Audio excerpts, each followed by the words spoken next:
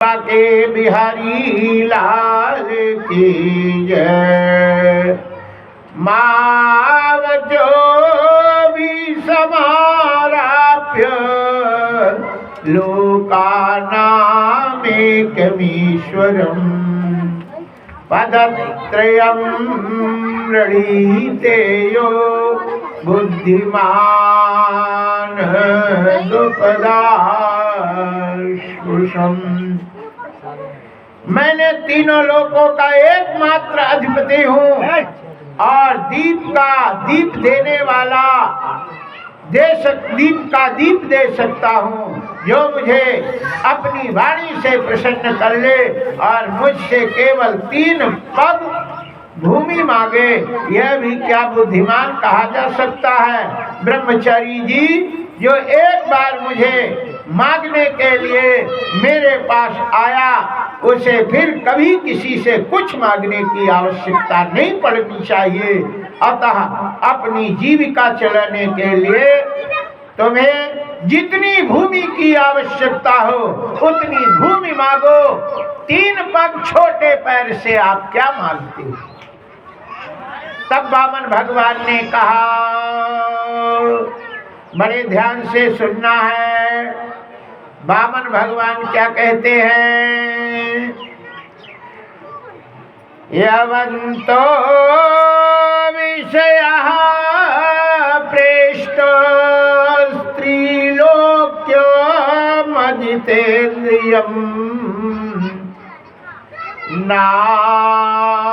न शक्नुवन्ति ते सर्वे प्रतिपूरयुतं नपः।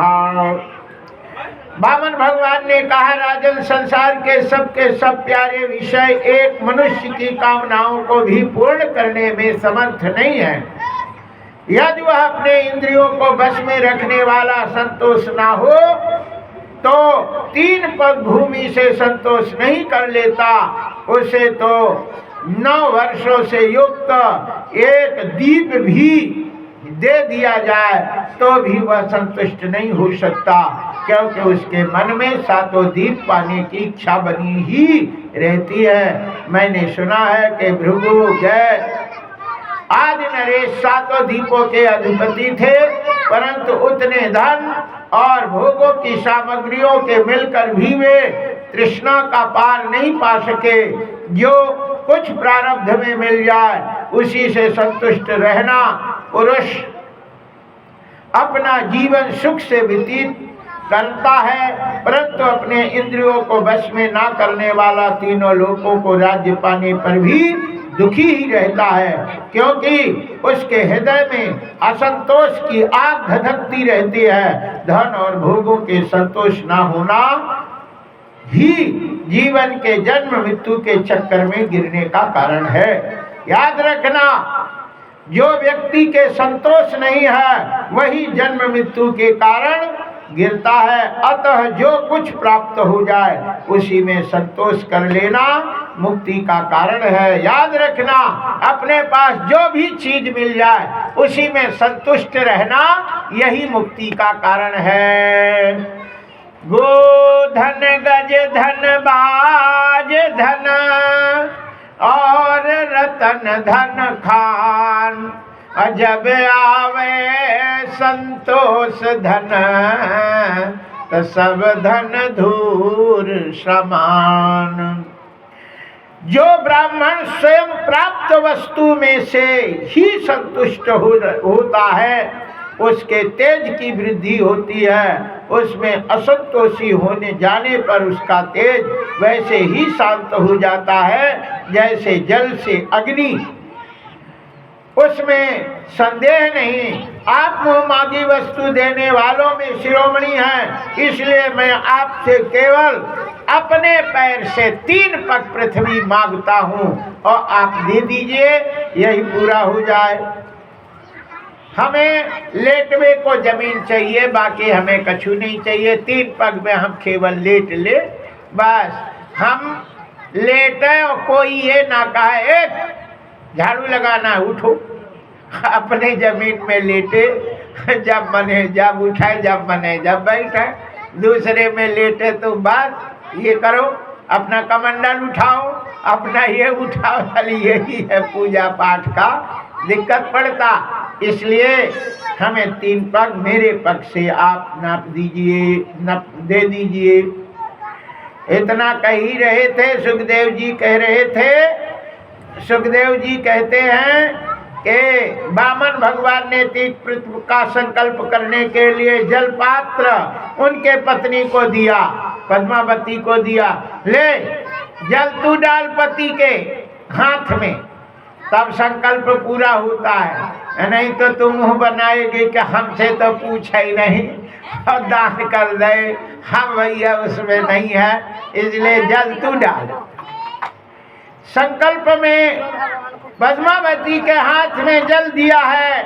उसी समय शुक्राचार्य जी वहां पे उपस्थित हो गए और शुक्राचार्य जी ने कहा,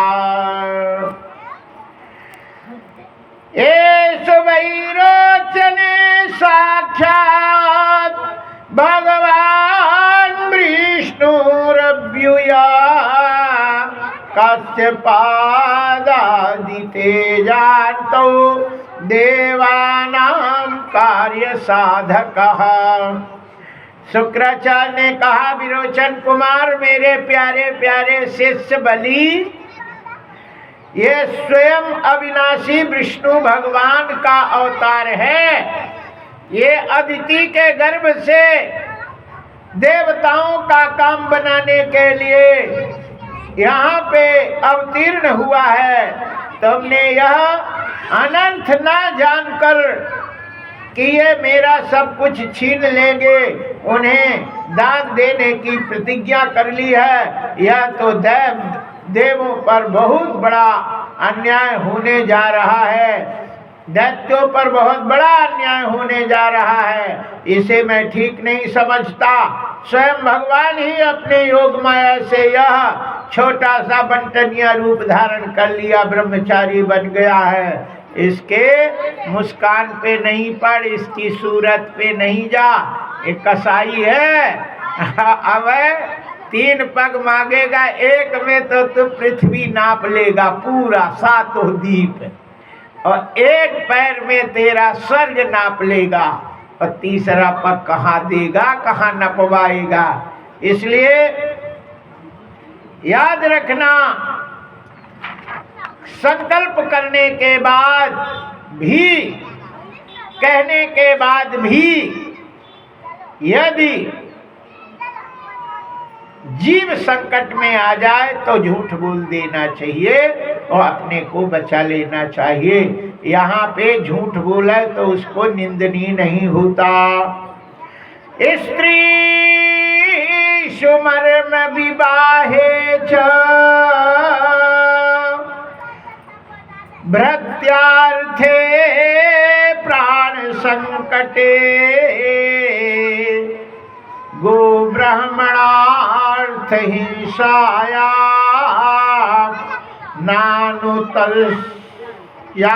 नानुतर्याजुगुप्सितः। प्यारे शिष्य राजा बलि, पुरुष पत्नी से विनोद करते समय यदि झूठ भी बोल दे तो उतना निंदनीय नहीं होता है ना। और पति लोग पत्नी के पास जाते हैं तो इतनी लंबी चौड़ी झोंकते हैं, अरे रे रे रे रे रे, समझे, हम ऐसे आए हैं, इतने बुद्धिमान हैं, ये काम कर लेते हैं, ऐसा करते वैसा करते, हम में ये है वो है। और पत्नी बेचारी, हाँ जी हाँ जी, आप बहुत अच्छे हैं, आप तो प्राण प्यारे बहुत अच्छे हैं। अब क्या करें, वो समझती है कि कितने गुणवान है, उसको सब मालूम रहता है, लेकिन क्या करें, है ना, हमें हाँ मिलाती रहती है। याद रखना, पतियों को चाहिए कि पत्नी से बेफजूल झूठ मूठ के हाँ नहीं बोलना चाहिए। एक पति देव थे परमेश्वर, वो पत्नी से कहा, सुन दे, मेरे इतना पैसा है कि तेरे दादा के पास कभी सुना ही ना होगा। बोले कितना है स्वामी जी?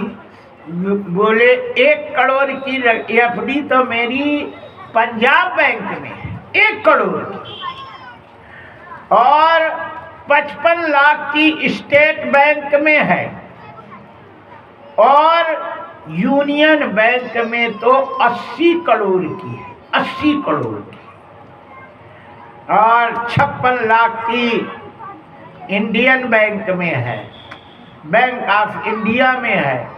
और पोस्ट ऑफिस में तो ये समझ जा कि 10 लाख की तो पोस्ट ऑफिस में जमा है। हम ये सोच रहे प्यारी, अब ये एफडी पूरी हो जाए फिर एक हवाई जहाज खरीद लेती है ना, और उसमें अपन दोनों बैठ के, अच्छा ये बता कि हवाई जहाज की हेलीकॉप्टर सही रहेगा? पत्नी ने कहा स्वामी जी हेलीकॉप्टर में 2 जन बैठ के अपना सब जगह जाते। अच्छा अमरनाथ चलना है हेलीकॉप्टर में जाए, वहाँ हेलीपैड तो बना है कि नहीं? बोले कि हमें नहीं पता है। पत्नी ने कहा अरे बोले पूछे लेते, हम सब जानते हैं, सब कर लेंगे, बस एफडी पूरी हो जाए। तब तक उसी समय उसके है ना मम्मी का फोन है, बोले कि बिटिया तेरे भैया की शादी आ गई और तुझे तो आना है। पत्नी ने कहा स्वामी जी एक आध एफडी तोड़वा लो, हमें 5 तोला का हार बनवा दो और एक बेदी बनवा दो, एक आध चूड़िया दो सोने की, एक आध अंगूठी, एक आध लाख की तोड़वा लो, है ना? कितने में है कि 2 लाख। पति ने कहा वो कौन टूटती है? बोले हमें बेवकूफ़ न बनाओ, जब चाहे तब तोड़वा लो, अब नहीं ब्याज मिलेगा तुम्हें तो इतना ब्याज मिलेगा, करोड़ों रुपया यहाँ करोड़ रुपया वहाँ, एक की तोड़वा लो। बोले नहीं वो तो ऐसा नहीं है, वो टूटेगी नहीं। और अरे फिर हम हेलीकॉप्टर कैसे? अरे बोले 1 करोड़ में वो है, 1 करोड़ वो 10 करोड़ कितने कितने करोड़ है, एक तो तुम इतना तो तुम बनवा ही दो। बोले नहीं अभी नहीं, देख घाटा हो जाएगा। अरे बोले कछु घाटा नहीं होगा, तुम तो बनवा ही दो। ये मान लो उसके पास भूजी भाग नहीं थी, 1 रुपया उसके पास नहीं था। पत्नी को झूठ का आश्वासन देता था, ऐसा है वैसा है, और पत्नी से खूब सेवा करवावे, कहेगा अरे तय करो तुम माला माल कर देंगे, तय क्या समझती? अब पत्नी भी कहे अरे भैया खूब मालदार पति है, खूब अच्छा है, हो गया। अब वो जब पत्नी ने कहा हम कुंदा में फांसी लगा के प्राण दे देंगे यदि हार नहीं आया तो, कछु करो नहीं तो हम, और रोने लगी। अब वो बेचारा फट इधर उधर गया, बोले हे भगवान अब इतना महंगा सोना के हार कहाँ से 2.5 लाख रुपया भी पड़ेगा, क्या करें? 5 तोले का हार कहाँ से ले आए? उसके झुटक्कड़ों की मीटिंग रही, सब झूठे मिले। बोले हम ये बताओ भैया कि हमारी पत्नी तो 5 तोला की हार कह रही, अब कहाँ से ले आए? हमने तो कई करोड़ रुपया का उसको झूठ माठ के बिल्कुल बताया, वहाँ एफडी है फलाना, हम तो जमाए कर देते हैं, हम तो हाँ बुढ़ापे में काम आएगा इसलिए खूब कमाते हैं, दिन भर जुआ खेला, ताश और गांजा पिए, फुक्को लगावे घर में, ऐसे पत्नी बेचारी मेहनत कहाँ डाले पैसा, इतना कमाए, फलाने बैंक में कर दिया, फलाने में, बुढ़ापे में फिर काम नहीं होगा, सेवा अपना बैठे चलेंगे। अब बताओ उसने मैं अपने मित्र से कहा अब तो मर रही है, अब क्या करें? अब हार, उन्होंने कहा सुनो रोड गोल्ड के बढ़िया 5 तोला के हार करके पैकिंग अच्छी कर दो, है ना? कितने रुपया है? बोले हमारी तो 100 रुपया। बोले 50 रुपए की तो पैकिंग करा, 50 के हार ले ले बढ़िया। और पत्नी को कहना कि देख पहन न लेना, नहीं तो कोई मार देवे, सोना चुराने वाले मायके में बहुत है। तो पत्नी बड़ी फूल के दरवाजा हो गई और पैकिंग देखी, इतनी बढ़िया पैकिंग है ना, रखने की, सोने की। अब ले गई उस पैकिंग को वो अपने पर्स में रखे और कभी उतारे ही नहीं। सब मम्मी ने कहा बिटिया का धरे है इसमें, कब तक दूर है, बोले कान इधर कर कोई सुन लेगा तो ले न लेगा। कहा का है, बोले 5 तोला के सोने के हार आए और धरे हैं सब, इसलिए हम रखे रहे थी। माँ ने कहा दिखा, बोले नहीं, बहने हैं कोई है भाभी वगैरह कहीं मार दिए सो का करेंगे, 2.5 लाख का है, कम से कम 2.5 लाख से ऊपर का सब हो गया। माँ ने कहा दिखा तो दे बिटिया, देखा। अब माँ की बात तो मानी दे। अब बोले अच्छे से खोलना, अच्छे खोला और देखी, माता है तो इतना समझी जाती कि सोना है कि रोल्ड गोल्ड है। उसने थोड़ा ऐसे पत्थरा में घिसा, वो तो रोड बिल्कुल ऐसे, क्या बोले कि ये तो रोड गोल्ड है, 50 रुपया का है। अब नहीं मम्मी, अरे नहीं, वो सबने देखा, अरे बोले फिर ये तो कोई काम का नहीं है। पहली तो काला काला निकल आया, दूसरे दिन वहाँ से रोती गाती घर में आई और वो हार उसके मुंह में मार दी। बोले इतने झूठे कहीं के। और वो पत्नी का जो पति के साथ सम्मान होता है वो सम्मान हृदय से चला जाता है, झूठ कहीं भी नहीं चलता।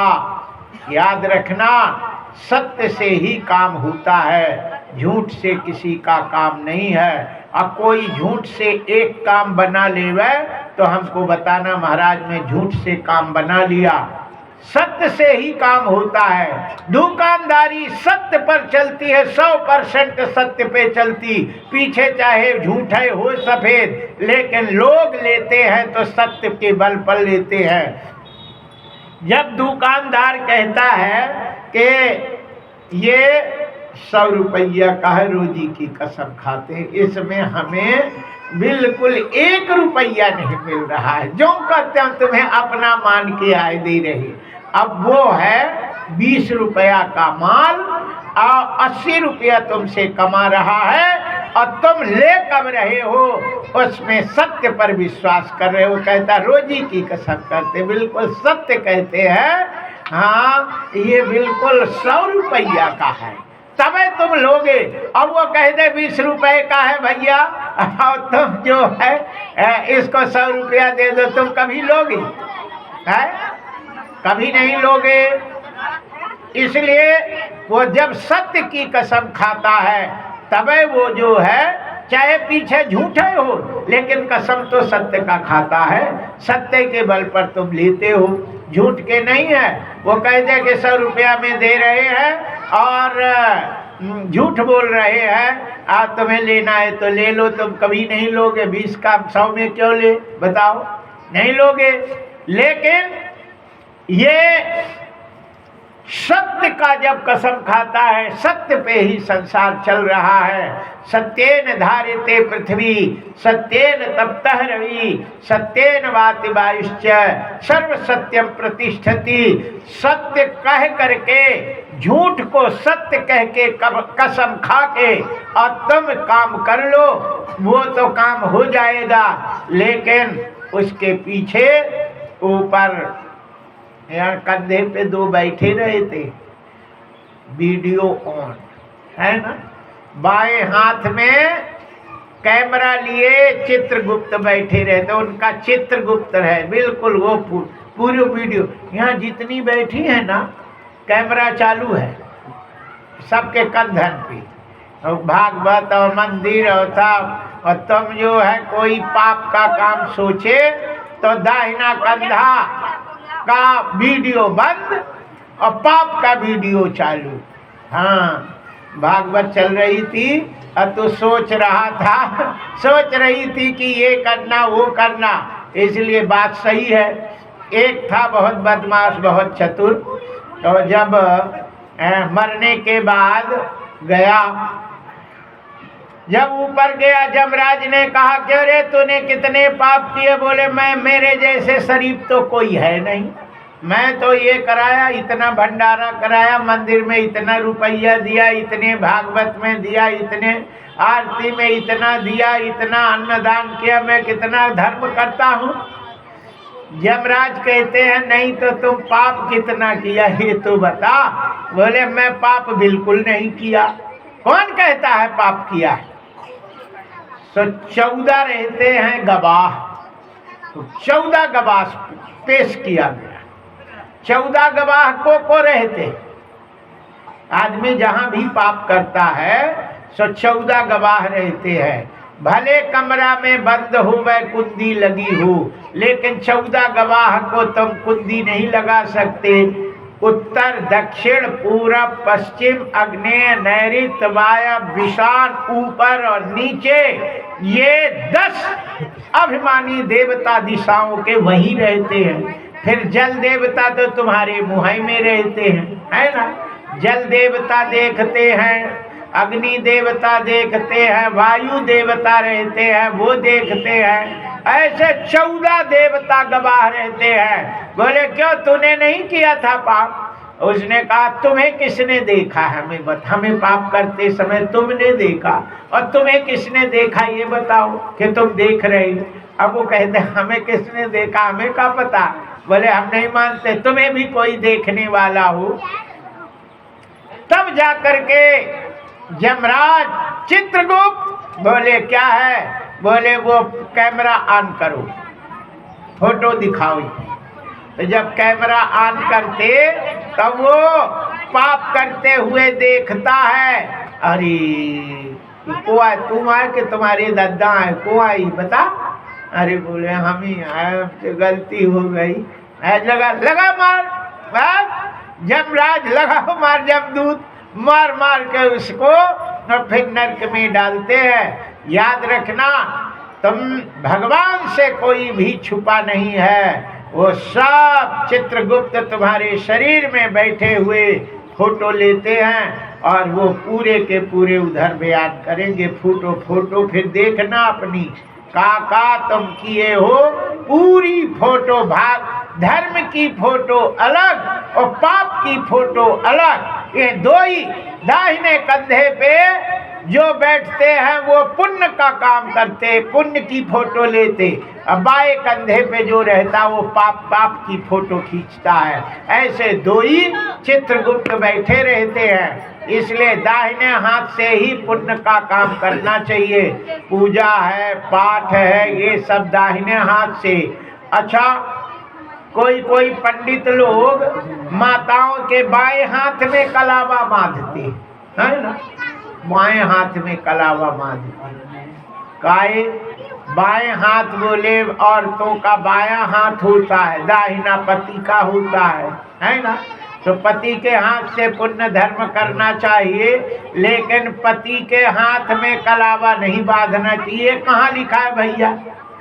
हमें कहीं बताना कि बाएं हाथ से, पति के हाथ से पूजा पाठ करो, सब करो, लेकिन कलावा बाएं हाथ में बांधो। ऐसे कहाँ लिखा है?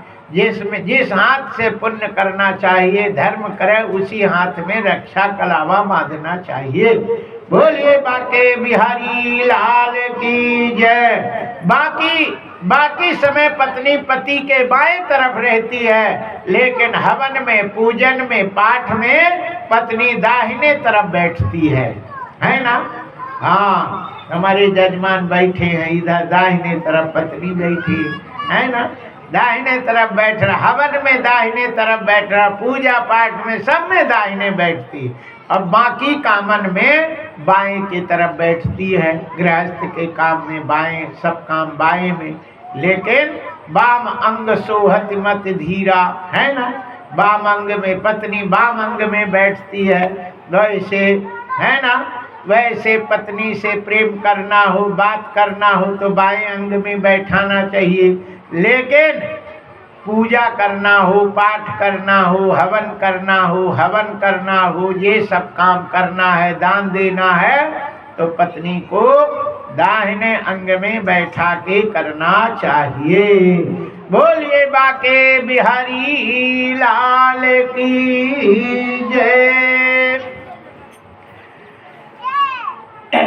आइए, आज वामन भगवान का प्राकट्य हो गया, नरसिंह भगवान, 12 भगवान, कश्यप भगवान, मोहिनी भगवान, इन सब के अवतार हो चुके हैं।